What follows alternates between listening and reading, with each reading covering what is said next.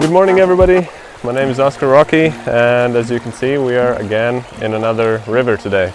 You can see how overgrown and crowded and like tight this place is, so I'm a little bit skeptical about how is it going to be with fly casting and all that, but I'm just going to try to leave a small section of line out and use it almost as a tenkara rod, like with fixed line. It's almost exactly 9 o'clock in the morning. We're gonna see some beautiful sceneries around here, and we're still on the quest for the trout. The previous video I got one on my fly rod, but it was just so small and it was off camera. Then I'm almost okay with saying that my first trout is yet to be caught. So we are approaching the first potentially good holes of the river, and where is it reasonable to try. And I'm still fishing with my 2-fly setup. This is a wet fly on the top, but it's pretty light, so it doesn't go too deep. Heavier nymph on the bottom, but it got pretty much smashed in the previous fishing session, and some of the lining is already coming out, so I'm just gonna break off the excess and do a couple casts and try to get a couple fish with this one. If we're not lucky on the fly, we are gonna try with some streamers, because this river tends to hold a little bit bigger fish, and usually they're fishing with wobblers here and like plastic lures, and so streamer could be a good thing to try here. Maybe this would be a better place to fish with a regular spinning rod, but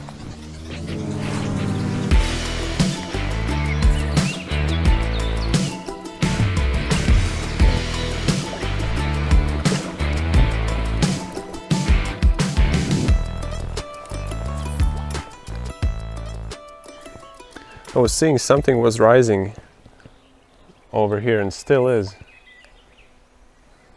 and the rise is really subtle, and there's a saying that the bigger the fish, the smaller the rise, and the water surface is less disturbed. And if the fish is really small, it goes like slapping and makes a bunch of noise and gives himself away. Stay on, buddy. Oh, my line got in the way.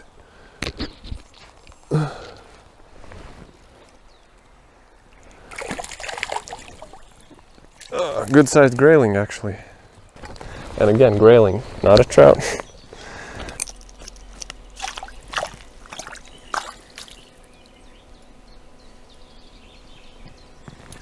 Yep, the nymph is out. Come on. Yep. Just a second. And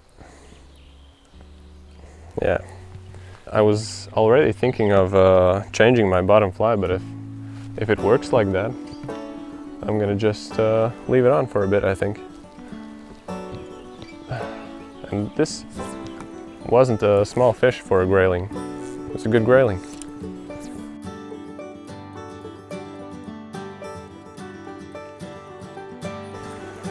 Okay, we are back in business. Still the same setup. If you saw how the fly looked in the previous part, this is how it should look when it's completely new. Not the fly, but the bottom nymph.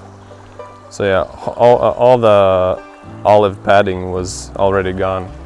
So I somewhere lost it, I don't know, I clipped the brush and it just flew off. And the top fly is the same one. I thought, why change the streamer now if everything is working and we already got one fish? There's a little stream coming in, like a tributary. I'm almost wanting to just go and try there. While it's still morning, the sun is not like shining on top of the river. Everything is with like shadows are everywhere, and time for fishing is early in the morning because of the shade. and in the evening as well. Basically the same thing. The shade and the cover.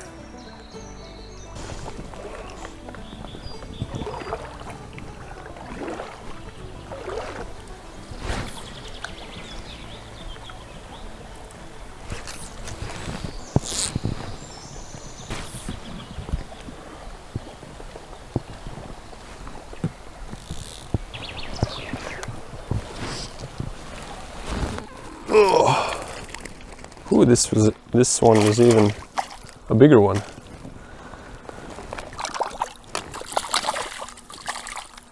He spat the fly. A nice strong fish. Really nice one. My fly is already out. I'm trying to keep it in the water as much as I can.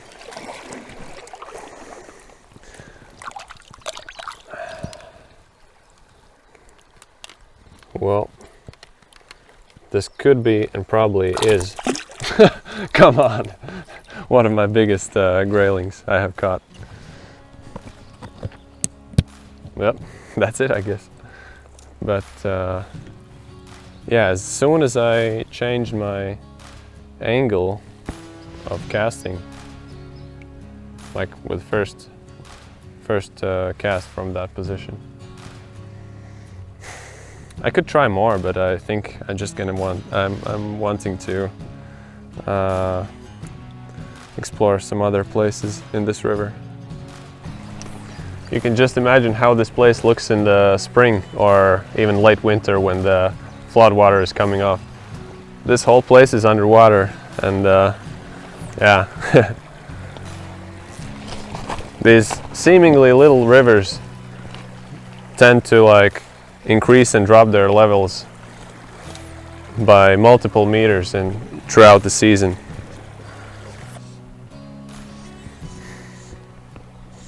I'm trying now to cast alongside that log because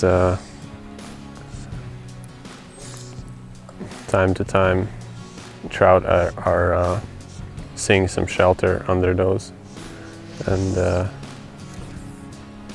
there's a really deep part here, and they're just bound to be here. And this is a place where I'm feeling like I should try a streamer pattern, but again, I'm not so sure if they are speaking of trout, and if I'm putting on a streamer, I'm probably not catching grayling with that. And so I'm just contemplating, what should I do? Should I switch the streamer or no? So previously I did break off my bottom fly, so I took it as a sign that I can try a streamer pattern right now. So I'm now just debating and deciding what should I put on. So this is like a classic woolly bugger. This is just something in yellow color. I like this one. It's like almost a nymph, but with a tail. There was a fish rising. The reeling in will be a little bit different. I will have to be like a little bit more active. So a little bit different kind of fishing right now. And let's see if I can manage to get.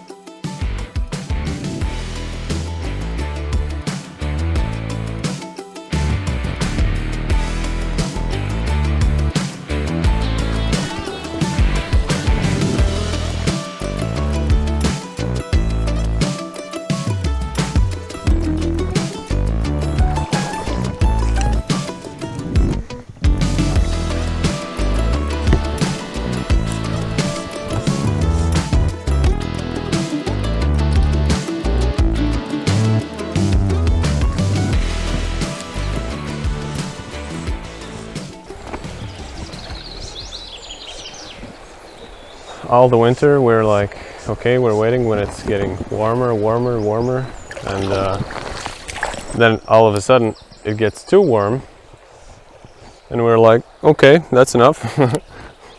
Now we're in pretty shaded area where it's cool and good. But once just you step outside in the sunny parts, it's like, whew, please get cooler again. So I just saw, it was like a crazy sequence. We were just getting ready to go that way, and I saw a small trout, like 20 centimeter trout, just near. And I was like, okay, let me just give it a couple casts. Then I'm coming just here, and I'm seeing like this big sea trout, or almost like a salmon, and I don't understand what is he doing here still in this small river, because like month, it's almost like a month later when they should have been already outside of those small streams, because the spawning is like over. But yeah, they're still here for some reason. But good shells.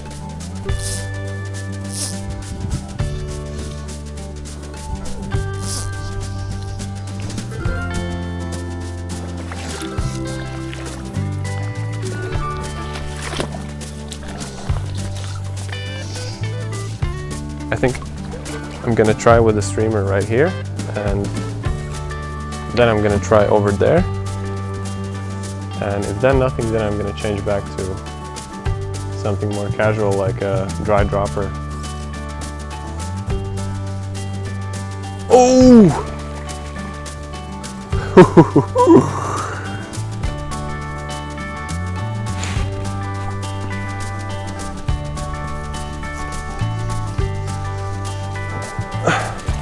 Oh, got it. Okay. Streamers work. First fish in a streamer. However, it's a grayling again. And again, I think this one is even bigger than the previous one. Let's try to show this one a little bit more.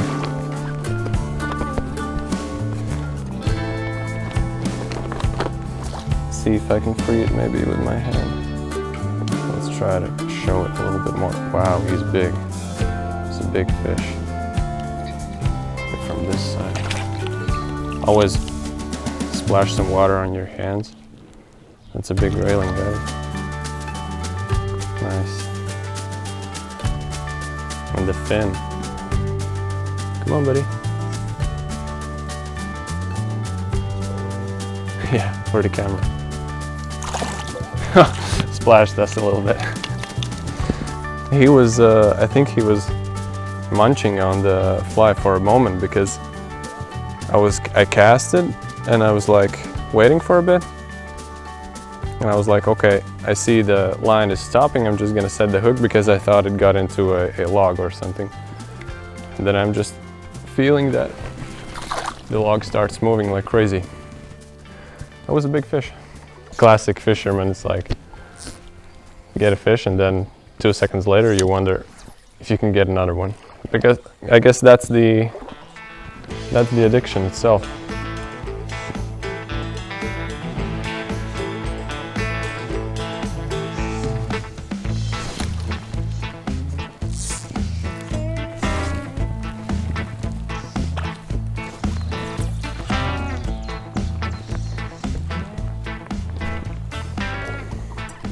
So, not gonna lie, we did just have a little bit of a lunch because it was exactly 12 o'clock. It's now 12:30, something like that. And previously I did mention that I wonder what would happen if I would attach a bigger dry fly on the top. So I did just that. That's like a bigger parachuter, I think size 12. And still the same olive like leech pattern on the bottom, and we're still seeing a bunch of fish rising here and there, and I'm just gonna try this spot again and then find something else on downstream. So yeah, Let's see if something takes the dry fly as well. Oh, yeah, the indicator works really good as an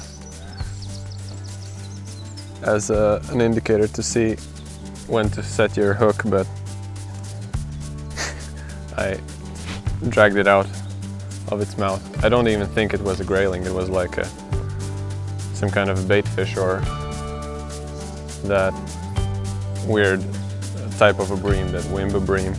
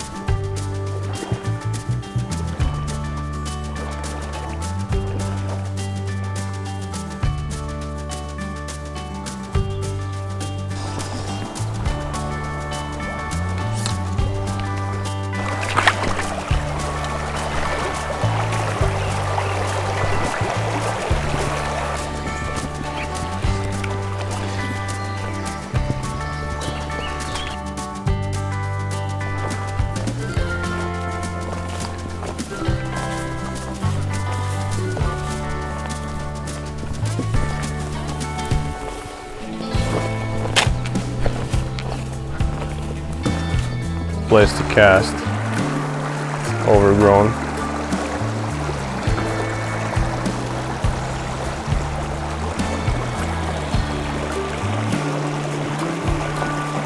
So you just need to try it, right? Whew. So we need to think of a game plan how to approach this place. I think obviously just from the right bank, because yeah, how much things I can fit in this pocket, right? Surprisingly many things. Whoops.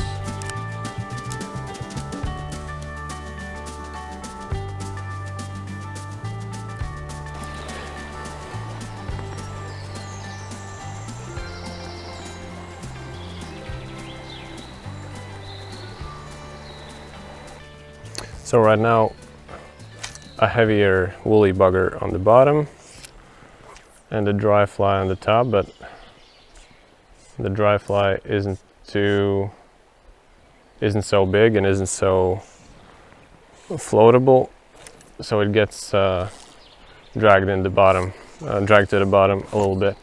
But I reckon that's not a big issue. However, yeah, the activity has died down a little bit. I don't see as many fish jumping or rising up as in the morning. Or maybe it's just the spot we're in.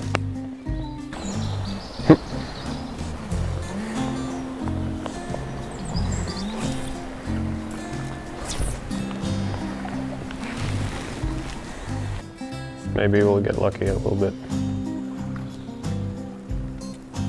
A big fish just rose up. Didn't manage to see whether it was a grayling or trout, and yeah, it's, as I said previously, the fish was really big, this one, and it made just like, it went up and down, it made just like bloop, like a tiny noise. I just was noticing that grayling is like raising all the time and probably eating from the top. So I just put on a simple like wet fly, just like this, that just keeps like 10 centimeters maybe under the surface. And yeah, and there she was. It was a pretty big one again. Didn't manage to get it out, and I think, yeah, that could be it for this time's episode. We have been on the water for 5.5 hours. Well, we didn't fish for the whole time, of course. We had a little lunch break as well. But yeah, still, I didn't manage to catch a single trout. I don't know what kind of curse is that or what. I saw a trout. We saw a huge sea trout just passing by,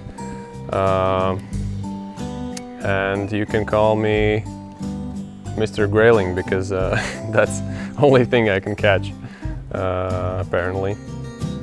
And yeah, I guess thank you for coming along with us on those trips. I hope you enjoy the silence and the views around us. I'm thinking what I'm going to show you guys when all the rivers in my area are already shown, but probably we'll manage to find something out. And yeah, we have approximately 4-kilometer hike back to the car. We'll try to do it in a straight line as much as we can, so it's faster. Yeah, I guess that's it. Give a thumbs up, click on that like button, show this video to your friends and family if you want. Remember to go outside, remember to experience wilderness and enjoy the nature if you can. And let's meet on the next adventure. Bye.